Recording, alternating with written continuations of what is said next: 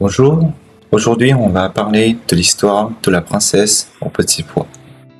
Il était une fois un prince qui voulait épouser une princesse, mais une vraie princesse. Il fit le tour de la terre pour en trouver une, mais il y avait toujours quelque chose qui clochait. Des princesses, il n'en manquait pas.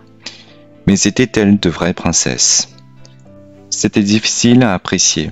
Toujours une chose ou l'autre ne lui semblait pas parfaite. Il rentra chez lui tout triste. Il aurait tant voulu rencontrer une véritable princesse. Un soir, par un temps affreux, éclairs et tonnerres, cascades de pluie que c'en était effrayant. On frappa à la porte de la ville et le vieux roi lui-même alla ouvrir. C'était une princesse qui était là, dehors. Mais grand Dieu, de quoi avait-elle l'air dans cette pluie par ce temps? L'eau coulait de ses cheveux et de ses vêtements, entrait par la pointe de ses chaussures et ressortait par le talon. Et elle prétendait être une véritable princesse. Nous allons bien voir ça, pensait la vieille reine, mais elle ne dit rien. Elle alla dans la chambre à coucher, retira toute la literie et mit un petit pois au fond du lit. Elle prit ensuite 20 matelas qu'elle empila sur le petit pois et, par-dessus, elle mit encore 20 édredons en plumes d'éder. C'est là-dessus que la princesse devait coucher cette nuit-là.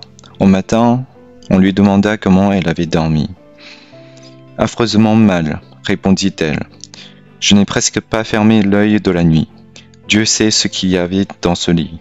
J'étais couché sur quelque chose de si dur que j'en ai des bleus et des noirs sur tout le corps. C'est terrible. » Alors, ils reconnurent que c'était une vraie princesse puisque, à travers les 20 matelas et les 20 édredons en plumes d'éder, elle avait senti le petit pois. Une peau aussi sensible ne pouvait être que celle d'une authentique princesse. Le prince la prit donc pour femme, sûr maintenant d'avoir trouvé une vraie princesse, et le petit pois fut exposé dans le cabinet des trésors d'art, où l'on peut encore le voir si personne ne l'a emporté. Si ceci est une vraie histoire.